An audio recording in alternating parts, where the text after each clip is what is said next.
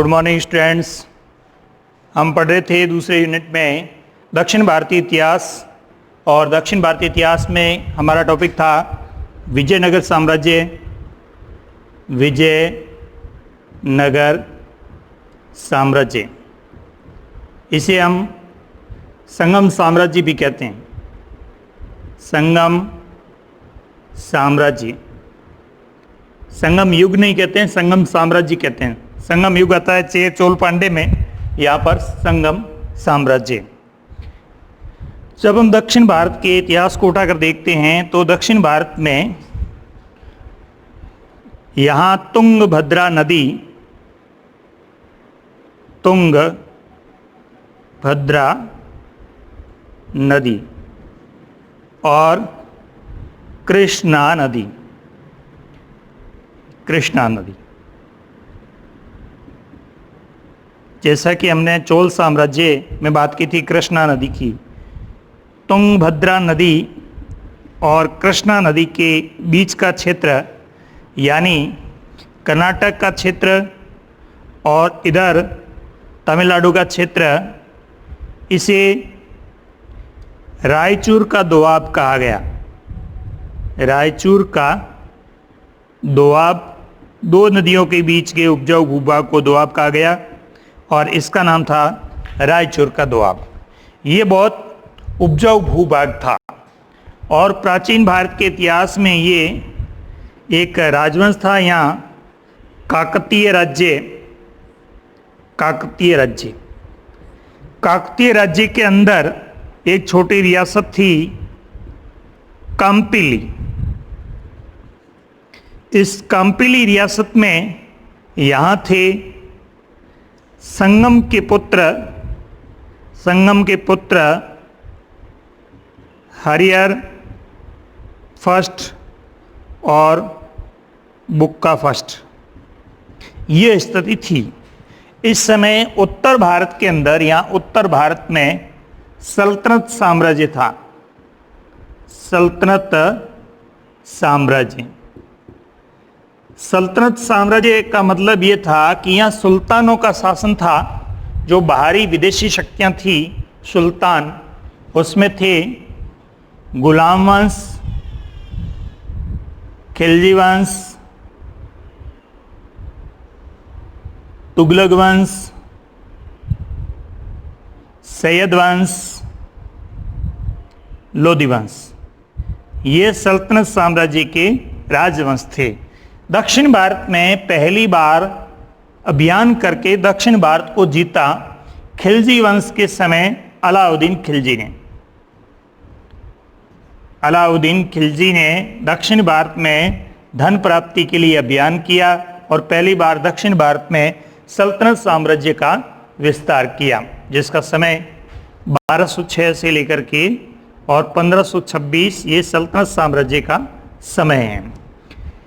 जब अलाउद्दीन खिलजी ने अभियान किया, इस क्षेत्र को जीता और उसके बाद तुगलक वंश में गयासुद्दीन तुगलक के बाद मोहम्मद बिन तुगलक, जिसे हम MBT कहते हैं। मोहम्मद बिन तुगलक ने, हमें पता है, दक्षिण भारत में दिल्ली से दौलताबाद राजधानी बनाई, दौलताबाद, और दक्षिण भारत में MBT के समय जो विद्रोह हो रहे थे उस समय अभियान किया और वहाँ से इन दोनों को प्राप्त किया, हरिहर प्रथम और बुक्का प्रथम को, और इनको बंधक बनाने के बाद इस्लाम धर्म स्वीकार करवा दिया। इस्लाम बन गए ये लोग। लेकिन जैसे ही दक्षिण के अंदर यहाँ विद्रोह हुआ तो इनको दक्षिण में भेजा गया। हरिहर और बुक्का को दक्षिण के विद्रोह को दबाने के लिए इनको भेजा गया। दक्षिण में आ गए। दक्षिण में आने के बाद इन्होंने काकतीय गणराज्य में काम्पिली नामक स्थान पर एक अपनी छोटी सी रियासत स्थापित की और यहाँ पर एक पंडित मिले, माधव विद्यारण्य। माधव विद्यारण्य, पंडित माधव विद्यारण्य के सहयोग से इन्होंने 1336 ईस्वी में एक क्षेत्र को जीता, इस रायचूर के दोआब को जीता और जीतने के कारण इसे जीत का शहर कहा गया, जीत का शहर कहा गया। और ये जो जीत का शहर है यही विजयनगर है, विजयनगर है। ये जो कांपिली गणराज्य काकतीय गणराज्य का कांपिली एक भूभाग है, ये कांपिली भूभाग हरियर बुक्का के नियंत्रण में आ गया और उसके बाद नियंत्रण में आने के बाद इन्होंने पुनः हिंदू धर्म ग्रहण किया और हिंदू धर्म ग्रहण करके संस्कार और विधि विधान से पंडित माधव विद्यारण्य के सहयोग से 1336 में एक साम्राज्य की स्थापना की, जीत के शहर की स्थापना की और इसे विजयनगर नाम दिया गया, जिसका ऐतिहासिक नाम हम्पी है। ध्यान रहे स्टूडेंट, ये सवाल परीक्षा में पूछा जाता है, जिसका ऐतिहासिक नाम हम्पी है और रामायण में इसे पंपा कहते हैं।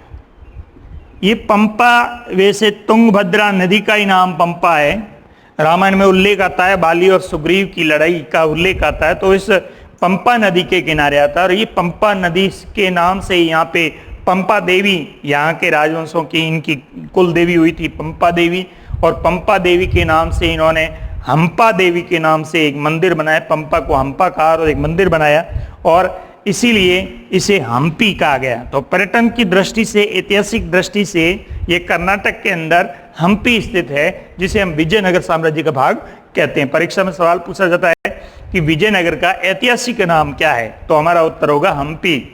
और विजयनगर का शाब्दिक अर्थ क्या है, तो हमारा उत्तर होगा जीत का शहर।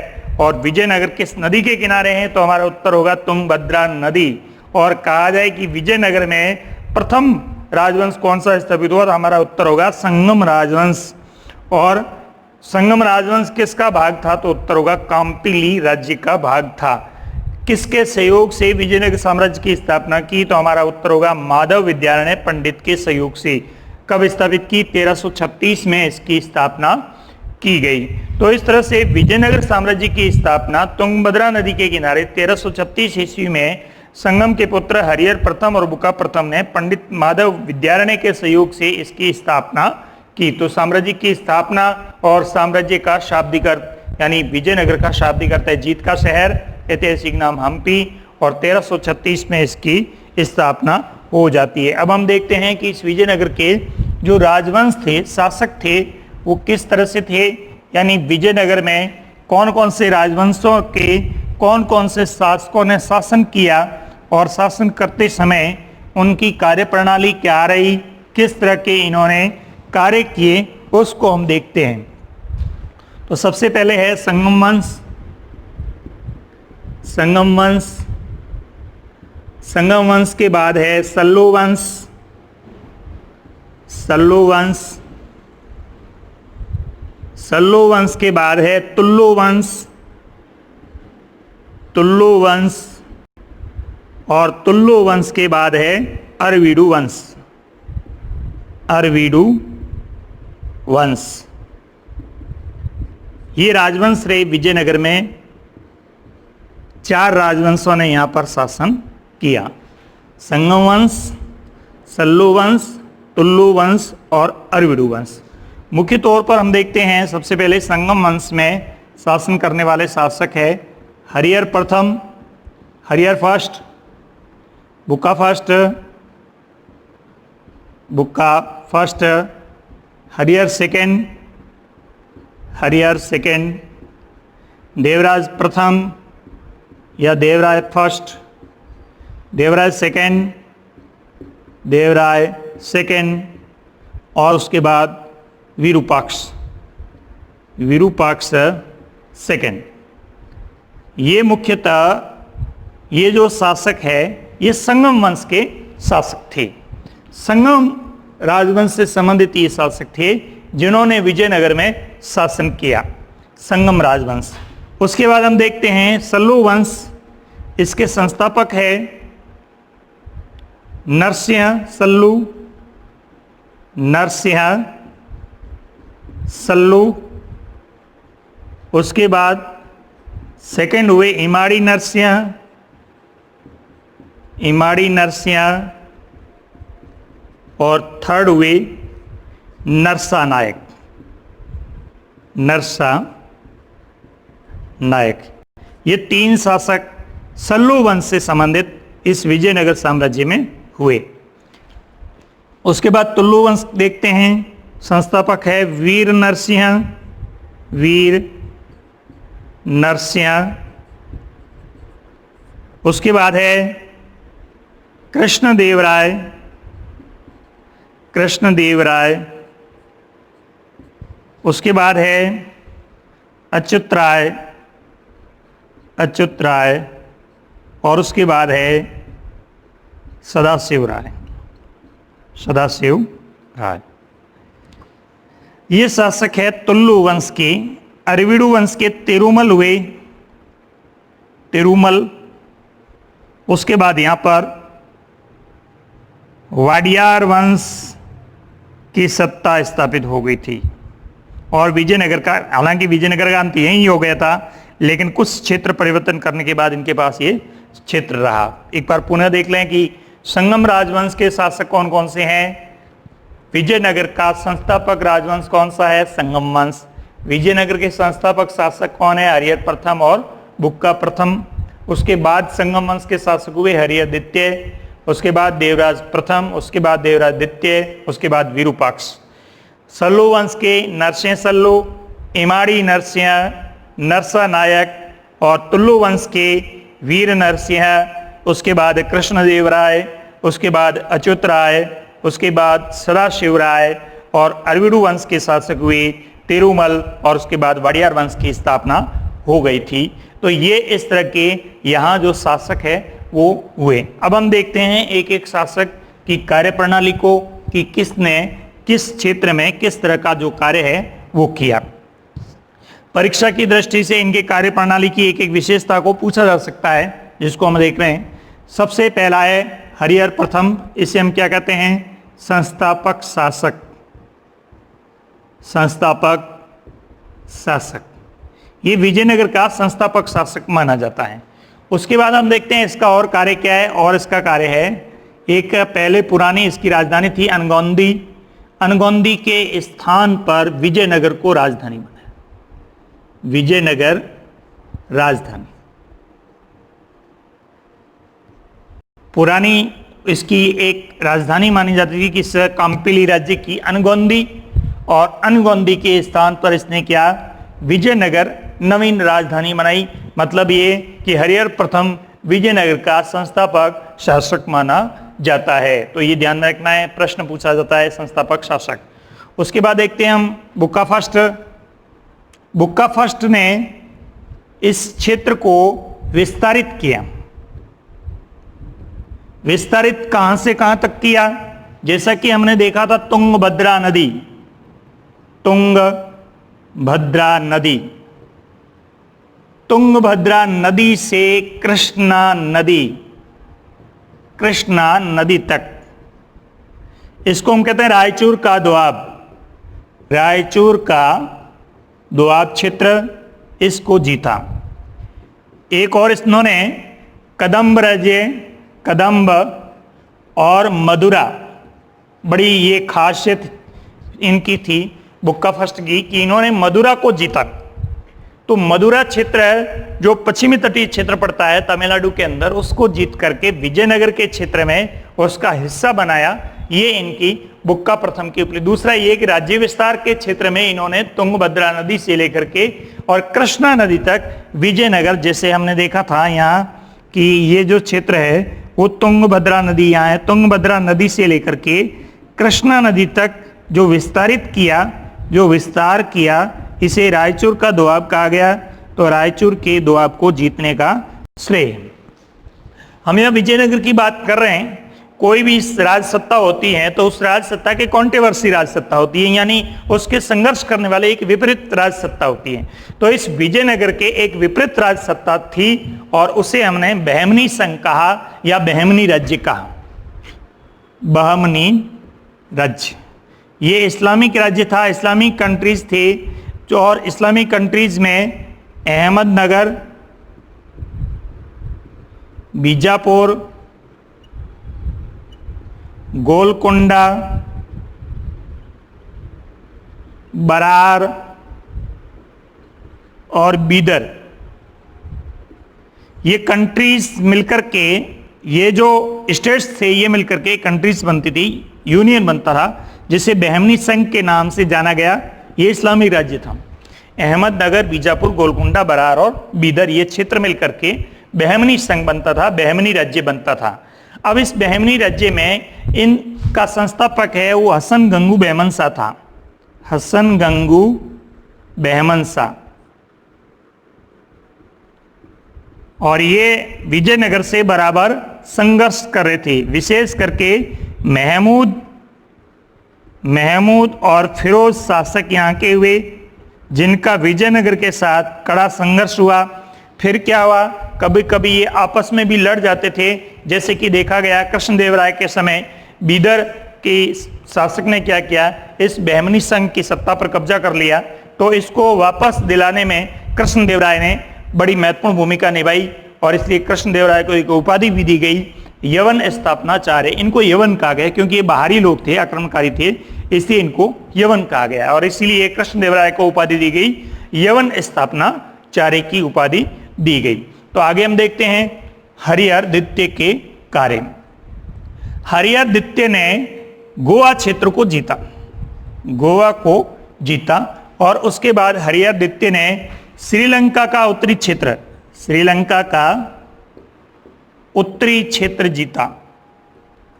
मतलब ये हुआ कि इन्होंने जल सेना का विकास कर दिया और जल सेना का विकास किया पुर्तगीज के सहयोग से, पुर्तगालियों के सहयोग से। ये ध्यान में रखना कि इनका यानी विजयनगर साम्राज्य का एक प्रसिद्ध बंदरगाह था जिसका नाम था भटकल,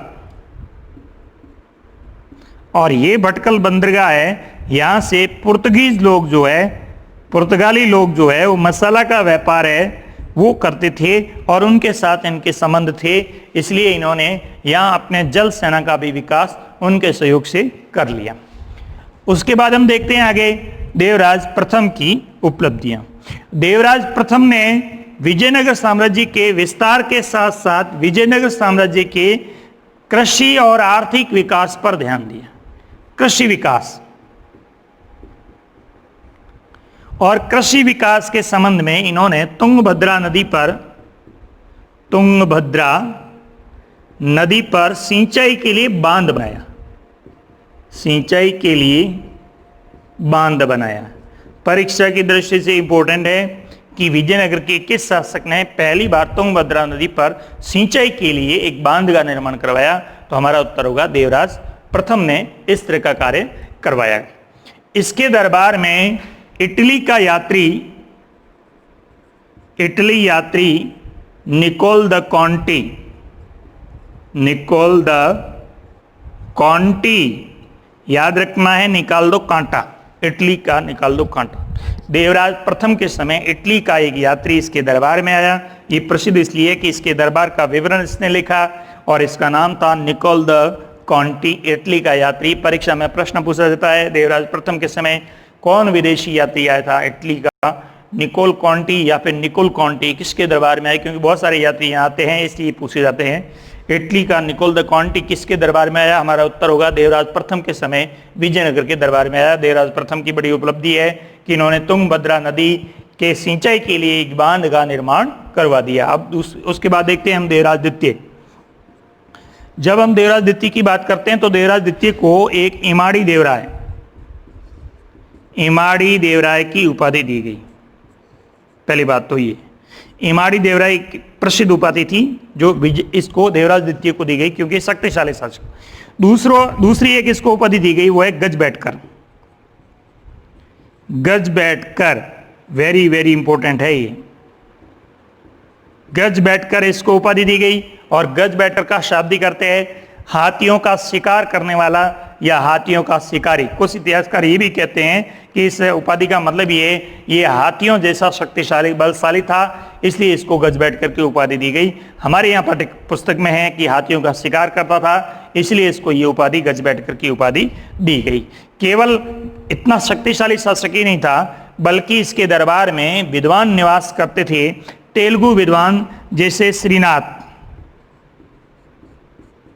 तेलुगु विद्वान श्रीनाथ इसके दरबार में थे। ये भी एक महत्वपूर्ण प्रश्न है। ये खुद संस्कृत के विद्वान भी थे। इन्होंने स्वयं ने सुधानिधि महानाटक ग्रंथ लिखा। सुधानिधि महानाटक ग्रंथ लिखा। देखिए, देवराज द्वितीय की उपलब्धियों की जब हम बात करते हैं तो इससे गज बैठकर की उपाधि दी गई, हाथियों का शिकारी, जिसका शाब्दिक अर्थ है। इसके दरबार में तेलुगु के विद्वान रहते थे, विद्वानों को आश्रय देता था। श्रीनाथ सबसे प्रसिद्ध विद्वान है जिन्होंने बहुत सारे पुराणों को और हमारी जो वैदिक साहित्य है उसको तेलुगु में अनुवादित करने का कार्य किया, इसलिए यहाँ श्रीनाथ का नाम प्रसिद्ध है।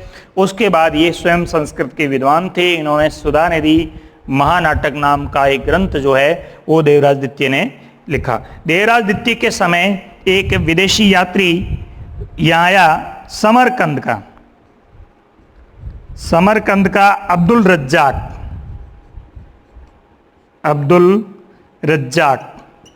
समरकंद का यात्री अब्दुल रज्जाक देवराज द्वितीय के दरबार में आया। ये हमें याद रखना है, ये भी प्रश्न पूछा जाता है, कौन यात्री किसके दरबार में आता है। यहाँ ध्यान रहे, देवराज प्रथम के समय इटली का यात्री निकोल द कॉन्टी आता है और देवराज द्वितीय के समय समरकंद का यात्री अब्दुल रज्जाक आता है। तो ये हमें ध्यान रखना है।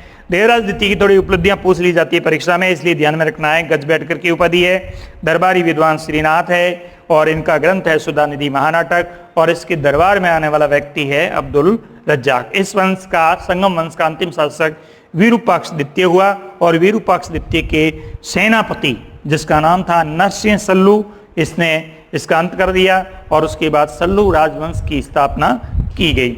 सल्लू राजवंश की स्थापना की गई। नरसिंह सल्लू के बाद इमाड़ी नरसिंह हुए और इन सल्लू वंश के शासकों की एक ही उपलब्धि है कि उन्होंने जो उड़ीसा के गजपति थे, उड़ीसा के शासक थे गजपति, इसलिए कहते हैं कि हाथी बहुत रखते थे और इनको हाथियों की सेना तैयार करनी थी।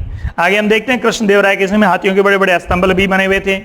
तो इसका मतलब ये हुआ कि इन्होंने इन गजपति शासकों को, उड़ीसा के गजपति शासकों से संघर्ष किया और उनको पराजित किया। ये ऐसी उपलब्धि सल्लू वंश के शासकों की है। उसके बाद आ गया वीर नरसिंह जिसने तुल्लु वंश की स्थापना की और तुल्लु वंश की स्थापना के बाद कृष्णदेवराय इस वंश के सबसे शक्तिशाली शासक हुए जिनकी बहुत सारी उपलब्धियां हैं, उनको हम पढ़ेंगे। 4 नंबर का प्रश्न पूछा जाता है कृष्णदेवराय की उपलब्धियां। और उसके बाद शासक बने अच्युत राय और उसके बाद साधक बने सदाशिव राय। जब सदाशिव राय शासक बने थे तो उस समय बहमनी संघ के साथ इनका संघर्ष, कड़ा संघर्ष चल रहा था। और इसी समय ये दो पहाड़ियों के नाम हैं, एक का नाम है राक्षस, दूसरी का नाम है तांगड़ी, राक्षस तांगड़ी। इनके बीच का एक मैदान है जिसको तालीकोटा कहते हैं, तालीकोटा। 25 जनवरी 1565 को तालीकोटा का युद्ध हुआ, जिसे हम राक्षस तांगड़ी का युद्ध भी कहते हैं, तालीकोटा का युद्ध भी कहते हैं। इस तालीकोटा के युद्ध में सदाशिवराय, सेनापति राम राय सदाशिवराय का 25 जनवरी 1565 को इस राक्षस तांगड़ी तालीकोटा युद्ध में संघर्ष करते हुए मारा गया और इस तुल्लु वंश का अंत हो गया। उसके बाद तिरुमल ने अरविडु वंश की स्थापना की और तिरुमल के बाद वाडियार वंश की स्थापना हुई। तो ये इस तरह से शासकों का विवरण चला था। अब हम देखेंगे कृष्णदेवराय की उपलब्धियां, परीक्षा की दृष्टि से बहुत ही महत्वपूर्ण है। विजयनगर साम्राज्य के संबंध में हमने शासकों की उपलब्धियां देखी है। बुक्का प्रथम अनगोंदी के स्थान पर विजयनगर, हरिहर प्रथम और बुक्का प्रथम ने तुंगभद्रा नदी से कृष्णा नदी तक इस राज्य का विस्तार किया, जिसे रायचूर का दोआब कहते हैं, उसको जीता। उसके बाद हरिहर द्वितीय को हम देखते हैं तो इसने गोवा और श्रीलंका के उत्तरी क्षेत्र को जीता। महाराजा धीराज राज परमेश्वर की उपाधियां धारण की। उसके बाद है देवराज प्रथम जिसने एक तुंगभद्रा नदी पर नहर का बांध का निर्माण किया। इसके दरबार में इटली का यात्री निकोल कॉन्टी आता है। और उसके बाद हम देखते हैं देवराज द्वितीय की उपलब्धियां, इसे गज बैठकर की उपाधि दी गई। श्रीनाथ इसके दरबारी विद्वान और सुधानिधि महानाटक ग्रंथ लिखा। अब्दुल रज्जाक समरकंद का यात्री इसके दरबार में आया। ये विशिष्ट बातें हमें ध्यान रखनी है। और उसके बाद हम आगे देखते हैं कृष्णदेवराय की उपलब्धियां। विजयनगर साम्राज्य में महत्वपूर्ण कृष्णदेवराय की उपलब्धियां परीक्षा की दृष्टि से हैं। अब सबसे पहले हम देखते हैं कृष्णदेवराय किस राजवंश के हैं। तो उत्तर है हमारा तुलु राजवंश। तुलु राजवंश। छोटा प्रश्न पूछा जाता है, कृष्णदेवराय किस राजवंश से संबंधित थे? हमारा उत्तर है तुलु राजवंश। कृष्णदेवराय। और कृष्णदेवराय की उपलब्धियां हम देखें।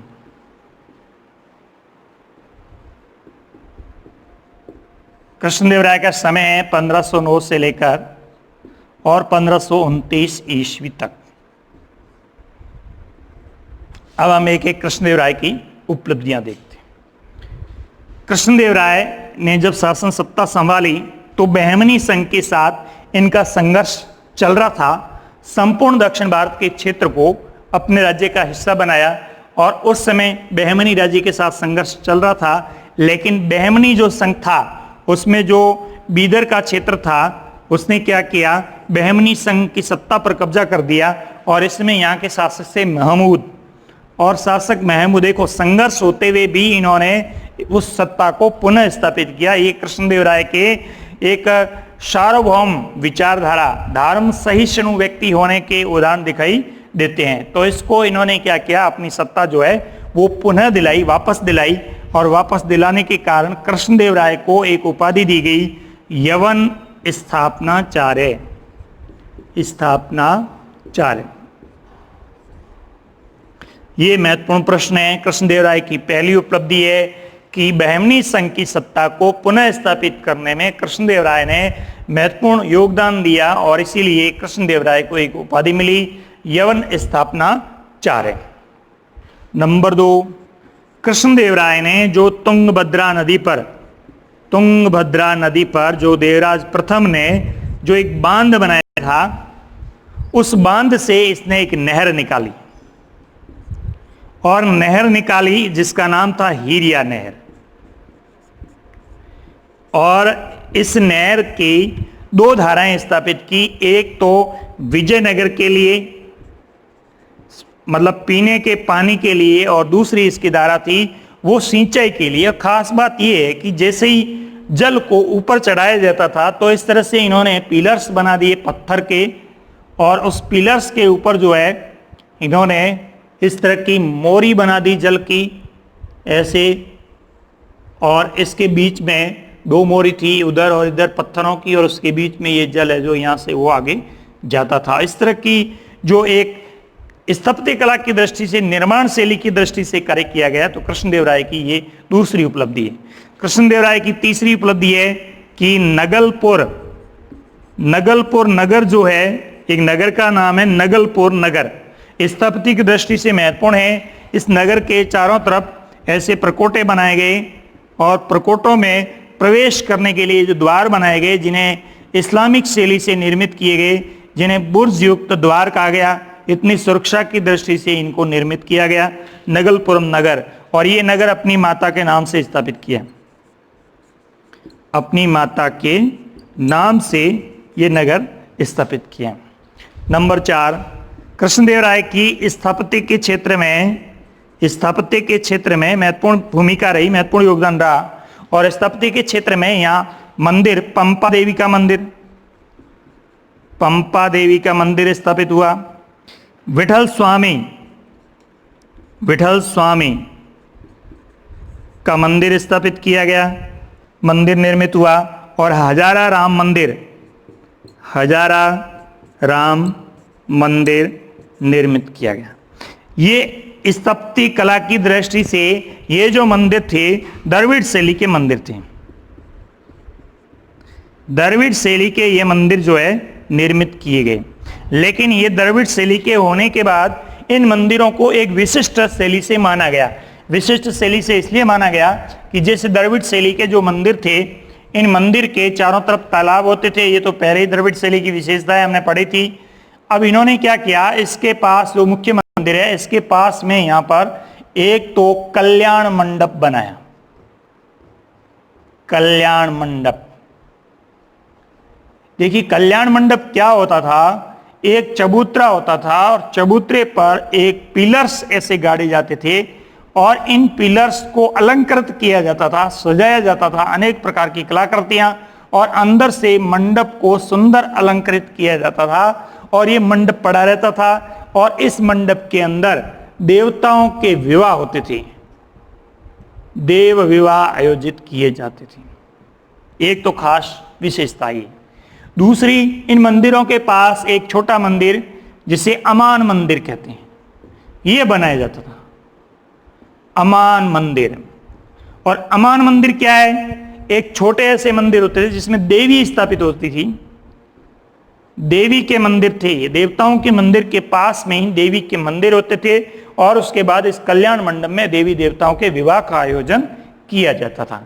तीसरी खासियत है, इस मंदिर के आगे जो गोपुर है वो विशाल गोपुर, और इस गोपुर के ऊपर बहुत सारी मूर्तियां जो है वो रखी जाती। जैसे मंदिर होता है तो उसका गोपुर ऊंचा होता है, विशाल गोपुर का निर्माण किया जाता था और गोपुर पूर्ण रूप से अलंकृत होता था। तो द्रविड़ शैली की विशेषताएं होने के बाद साथ में ही ये एक विशिष्ट विशेषता हो गई, कल्याण मंडप और अमान मंदिर है वो इसकी एक अलग से विशिष्ट विशेषता मानी गई। तो इस तरह के जो मंदिर निर्मित हुए वो कृष्णदेवराय ने स्थापित करवाए। उसके बाद हम देखते हैं 6 नंबर, कृष्णदेवराय स्वयं विद्वान थे और विद्वानों के आश्रयदाता थे। इनके दरबार में 8 विद्वान रहते थे जिन्हें अष्टदिग्गज कहा गया, अष्टदिग्गज के नाम से जाना गया। इनके दरबार में 8 विद्वान थे, ये अष्टदिग्गज थे। और कृष्णदेवराय स्वयं संस्कृत और तेलुगु के विद्वान थे, संस्कृत और तेलुगु। इनके दरबार में एक तेलुगु का पितामह कहलाता है, तेलुगु भाषा का तेलुगु का पितामह, और वो है अलसानी पेडाना, अलसानी पेडाना या अलसानी पेडन। ध्यान रहे, हम यहाँ पे तेनालीराम उत्तर लिख देते हैं, गलत उत्तर होता हमारा, क्योंकि अमूमन ज्यादा तेनालीराम रहता है, क्योंकि अखबार में कथाएं जो चलती है वो तेनालीराम के चलता है, क्योंकि वो कथाकार था इसलिए चलती है, आज भी चलती है। लेकिन तेनालीराम इसके दरबार में जरूर थे, लेकिन इतने फेमस नहीं थे, जितने प्रसिद्ध नहीं थे जितने कि अलसानी पेडाना इसके दरबार में फेमस थे, प्रसिद्ध थे। तो अलसानी पेडाना तेलुगु के पितामह कहलाते थे जो इनके दरबार में थे। इन्होंने स्वयं ने तेलुगु भाषा का ग्रंथ लिखा, कृष्णदेवराय ने। इस ग्रंथ का नाम है अमुक्त माल्यद, अमुक्त माल्यद नामक कृष्णदेवराय ने एक तेलुगु भाषा का ग्रंथ लिखा, बहुत ही प्रसिद्ध ग्रंथ रहा जिसका नाम है अमुक्त माल्यद। परीक्षा में पूछा जाता है अमुक्त माल्यद, ये तेलुगु भाषा का, तेलुगु भाषा का। और दूसरा जाम्बवती कल्याणम, ये संस्कृत भाषा का है। देखिए कृष्णदेवराय स्वयं विद्वान है 2 भाषाओं के, तेलुगु के और संस्कृत के। संस्कृत में उन्होंने जाम्बवती कल्याणम नामक ग्रंथ की रचना की और तेलुगु में उन्होंने अमुक्त माल्यद नामक ग्रंथ की रचना की। इसके अलावा इनके दरबार में ईश्वर दीक्षित विद्वान थे, ईश्वर दीक्षित जिन्होंने हेमकूट ग्रंथ लिखा, हेमकूट ग्रंथ लिखा। तेनालीराम जिन्होंने पांडुरंग महात्म्य ग्रंथ लिखा, पांडुरंग महात्म्य ग्रंथ लिखा। अलसानी पेडाना, जब अलसानी पेडाना की बात करते हैं तो इन्होंने स्वरोचित संभव नामक ग्रंथ लिखा, स्वरोचित संभव ग्रंथ की रचना की, स्वरोचित संभव, अलसानी पेडाना। अलसानी पेडाना की हम बात करते हैं तो इन्होंने स्वरोचित संभव ग्रंथ लिखा। कवि मधुर थे, संगीतकार, कवि मधुर संगीतकार थे और इन्होंने धर्म नारायण संगीत ग्रंथ की रचना की। कवि शायण, जो बुक्का प्रथम के समय थे, कवि शायण विद्वान थे संस्कृत के, इन्होंने पुराणों पर काव्य लिखे, टीकाएं लिखी। जो पुराण थे और जो महाकाव्य थे उन पर टीकाएं लिखने का काम कवि शायन ने किया, जो विजयनगर के प्रमुख कवि माने जाते थे। परीक्षा में पूछा जाता है विजयनगर के सबसे प्रसिद्ध कवि जिन्होंने पुराण और महाभारत, रामायण या महाकाव्यों पर टीकाएं लिखी। हमारा उत्तर होगा कवि शायन। जो कृष्णदेव राय के दरबार में जो तेलुगु के पितामह कहलाते हैं वो कौन थे? तो हमारा उत्तर होगा अलसानी पेडाना। तेनालीराम की रचना पूछी जा सकती है, उस रचना का नाम है पांडुरंग महात्म्य। तो आज भी जिनकी कथाएं चलती है वो है तेनालीराम। दूसरा एक प्रश्न पूछा जाता है, जिस प्रकार अकबर के दरबार में बीरबल प्रसिद्ध थे उसी प्रकार कृष्णदेव राय के दरबार में या कृष्णदेव राय के दरबारी जो है उन्हें बीरबल कहा गया, वो कौन थे? तो उत्तर होगा तेनालीराम। कृष्णदेव राय का बीरबल या कृष्णदेव राय के दरबार का वह विद्वान जिसे अकबर के दरबार का उसको बीरबल था, वैसा ही विद्वान कौन था? तो हमारा उत्तर होगा तेनालीराम था। और एक विद्वान थे ईश्वर दीक्षित जिन्होंने हेमकूट नामक ग्रंथ की रचना की। इसके अलावा तिमन, ऐसे बहुत सारे कंपन, ऐसे बहुत सारे विद्वान भी इसके दरबार में हुए, यानी ये विद्वानों का आश्रय रहता था। 8 विद्वान इसके दरबार में थे जिन्हें अष्टदिग्गज कहा गया। यानी स्थापत्य कला के क्षेत्र में और साहित्य के क्षेत्र में कृष्णदेव राय की महत्वपूर्ण भूमिका दिखाई दी। केवल साम्राज्य विस्तार ही नहीं, इसके साथ साथ स्थापत्य और कला के क्षेत्र में भी इन्होंने महत्वपूर्ण योगदान दिया। विजयनगर साम्राज्य हमारा संपूर्ण हुआ। धन्यवाद।